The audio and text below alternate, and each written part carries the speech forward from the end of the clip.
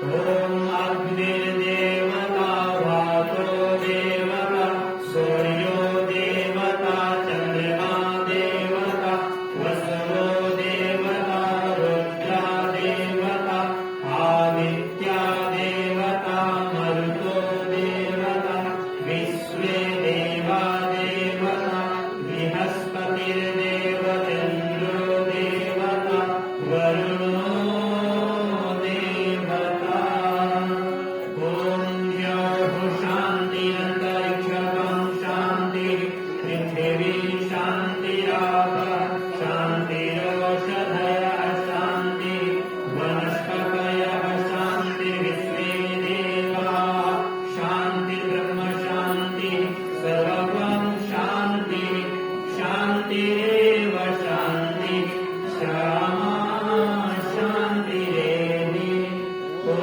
विश्वानि देव सरितर्दुरितानि परासुव यद्भद्रं तन्नयासुव ॐ शान्तिः शान्तिः शान्तिः सर्वारिष्टसु शान्तिर्भवतु। सब अपने माथा से लगाकर पूजन स्थान में इकट्ठा कर ले। रक्षा विधानम प्रथम खंभे पर एक एक भाई या बहन हाथ में अक्षत पुष्प लेकर के और खड़े हो जाए। खड़ा हो जाएगा एक आदमी खड़ी खड़ी अच्छा तो ले उस कुंड पर कोई सयाना नहीं है, वो छोटे बच्चों को खड़ा कर देते हैं।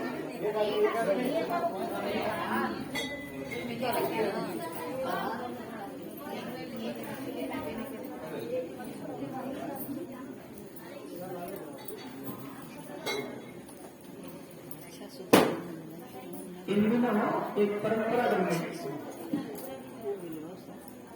जितने भी लोग मंगल के कार्य हैं और जिसका संबंध हमारी उन्नति का आधार है, वैसों को ऐसे लोगों को जिम्मे कर देते हैं जिनको हम बहुत काम का नहीं समझते। घर में सफाई की जिम्मेवारी कौन निभाता है? जिसकी बुद्धि थोड़ी कमजोर है, कम पढ़ा लिखा है, कम समझदार है, वो सफाई करे। स्वच्छता कितनी जरूरी है, चाहे वो बाहर की हो या भीतर की हो। उन्नति का आधार है हमारा। कभी पुराने समय में अपने परिवारों में ये काम घर के जो समर्थ होते हैं वो अपने हाथों तक। बुढ़ाई और सुई ये समझदारों की पहचान होती है। सुबह सूर्य के उगने से पहले घर में झाड़ू लग जाना चाहिए। कौन लगाएगा? जिसको अपनी जिम्मेवारी का एहसास होगा, जिसको पूरे घर परिवार की उन्नति की चिंता होगी, जिसको सबके स्वास्थ्य की फिक्र होगी, वो इस काम को करता। कौन करता था? मां करता। और अब कौन करता है? हम नहीं करते। हम तो 8 बजे तक सोएंगे। ऐसी समझदारी हम लोगों ने बना ली है, न जाने कैसी समझदारी विकसित हो। दुनिया का कोई भी पशु पक्षी जीव जंतु सूर्योदय के समय सोता नहीं है। और हम मनुष्य इतने समझदार हैं, इस सृष्टि का सबसे समझदार प्राणी उस समय सोया था। घर की साफ सफाई की चिंता उसे नहीं हो। पूजा कौन करेगा? मन्ना तुम करना, हमको फुर्सत नहीं। जो ज्यादा पढ़े लिखे हैं, समझदार हैं, उनको पूजा उपासना की फुर्सत नहीं है। क्यों नहीं है? इसलिए कि उन्हें इसका विज्ञान पता नहीं है कि ऐसा नहीं करके वो क्या खो रहे हैं और ऐसा करके कोई क्या पा रहा है, और उसके पाने का जो विज्ञान है वो क्या है। जब तक इन सारी बातों के रहस्य से हम परिचित नहीं होंगे तो ये रहस्य जानने का जो क्रम है वो किसके पास है? इतने ऊंचे काम छोटे छोटे बच्चों के जिम्मे छोड़ देते, जो घर में कम समझदार है उसके जिम्मे छोड़ देते। बड़े काम ये करेंगे तो काम की क्या स्थिति हो?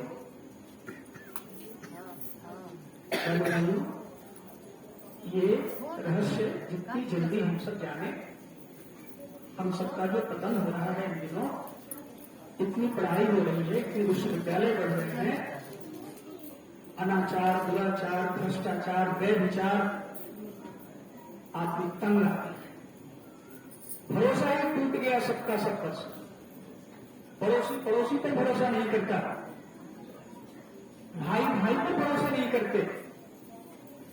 और यहां तक कि एक रिश्ता जो अपने देश में था, पति पत्नी के बीच का रिश्ता, वो इतना भरोसे का रिश्ता था, कहते हैं कि पत्नी के समान कोई मित्र नहीं। इस रिश्ते में भी कितनी गिरावट आई है, पेपर पत्रिका पढ़ते रोज देखिए क्या समाचार आते हैं। ये घिनौने काम कौन कर रहा है? हम ही आप कर। ये जो रक्षा विधान का क्रम है, ये इसी समझदारी का प्रतीक है। अक्षत फेंक देने से किसी की रक्षा नहीं होती। कोई देवता हमारी रक्षा करने के लिए दौड़ा हुआ नहीं आता। दसों दिशाओं में जो अक्षर का सिंचन किया जाता है, वो इस भाव को निर्गम करने के लिए होता है कि जब हम अपने से बड़ों का आदर करते हैं, उच्च स्तरीय देव वृत्तियों का अपने जीवन में पालन करते हैं, अपने पूर्वजों की, पितरों की ऊंची परंपरा का ख्याल रखते हैं, उसका निर्वाह करते हैं, अपने से छोटों का मार्गदर्शन करते हैं, घर में जो हमारे अधीन है, हमारे आश्रित हैं, उनका ठीक तरीके से पालन और पोषण करते हैं, जो हमारे नातेदार, रिश्तेदार, मित्र हैं, उनके साथ हमारे जो समुचित दायित्व है, हम उसका निर्वाह करते हैं। हमारे आश्रित जो हमारे घर में, हमारे पशु पक्षी भी घर में रहते हैं, इनके प्रति भी हमारा कुछ न कुछ दायित्व होता है, हम उस दायित्व का भी यदि निर्वाह करते हैं, यदि हम सब इस क्रम से अपने आचरण में ये बातें समाहित करते हैं, तो सुरक्षा की गारंटी।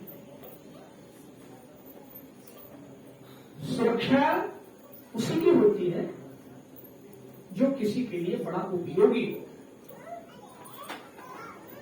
देव शक्तियां उसी की रक्षा करती हैं जो ऐसे आचरणों से युक्त होता है, ऐसे संस्कारों से युक्त होता है।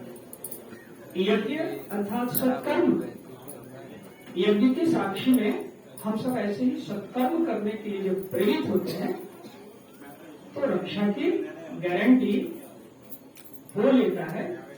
योग क्षेम वो अपने हाथों में ले लेता है। तो बस युद्ध कर और तुम्हारे योग क्षेम की जिम्मेवारी हमारी। किसने कहा? भगवान कृष्ण ने कहा। आइए हम सब इन सारी बातों को ध्यान में रख करके, अक्षर का सिंचन भले ही एक आदमी कहीं कर रहे हो, लेकिन ये भाव सबके हृदय में रहे तो ये विचार प्रवाह अंतरिक्ष में घनीभूत हो। सभी इसी भाव का ध्यान करते हुए यहां से मंत्र बोले जा रहे हैं। जिस दिशा का संकेत हो उस दिशा में अक्षर का सिंचन करें और वैसे ही दायित्व के निर्वाह का, सत्कर्म का भाव बन जाए। पूरब किधर है? सामने। ओम पूर्विरक्षतु वाराः आग्नेयं गरुडध्वजः दक्षिणे पद्मनाभस्तु नैऋत्यं मधुसूदनः पश्चिमे च गोविन्दो वायव्यां तु जनार्दनः उत्तरे श्रीपतिरक्षेत् ईशान्यं हि महेश्वरः ऊर्ध्वं रक्षतु धातावो ह्याधो नन्दच्छ रक्षतु अनुत्पप्यतस्थानम् रक्षत्तो विश्व ममादिधिक अपसर्पन्तु ते भूता हे भूता भूमि संस्थिता हे भूता विघ्नकर्तारः ते गच्छन्तु शिवाज्ञया अपाक्रमन्तु भूतानि पिशाचाः सर्वतो दिशम् सर्वेषां विरोधेन यज्ञकर्म समारभे यज्ञकर्म समारभे। लोग अपने स्थान में बैठ जाए। अगला क्रम यहाँ प्राण प्रतिष्ठा का क्रम चलेगा। तो शांत चित्त होकर बैठे। अब सभी भाई बहन इधर पूरक की ओर होकर के बैठे, संबंधी पूरक की ओर करिए, आराम आराम से फैले फैले बैठिए, पलाथी मार के बैठिए। क्या करना है? जप करना है। थोड़ी देर तक प्राण का आवाहन होगा, उतनी देर तक आप सब गायत्री महामंत्र का जप करेंगे। अगर किन्हीं के पास छोटे बच्चे हैं तो उनसे निवेदन है, बच्चों का अपना स्वभाव होता है, और बच्चों को वो बाहर कर दें, बाहर लेके बैठ जाए। अकेले जाना संभव नहीं बच्चे का, तो आप स्वयं लेके चले जाइए। बहुत छोटे बच्चे जिनके साथ हैं, ये विशेष अवसर है, ज्यादा नहीं, 10-20 दिन है, उसके बाद फिर आ जाइएगा।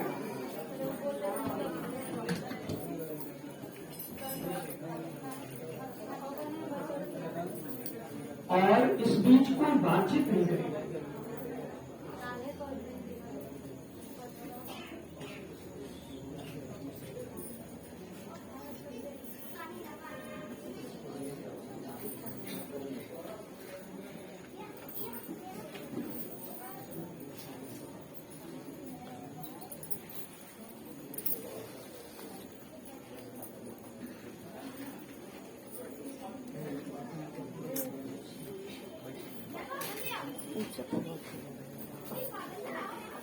वो किनारा से जाना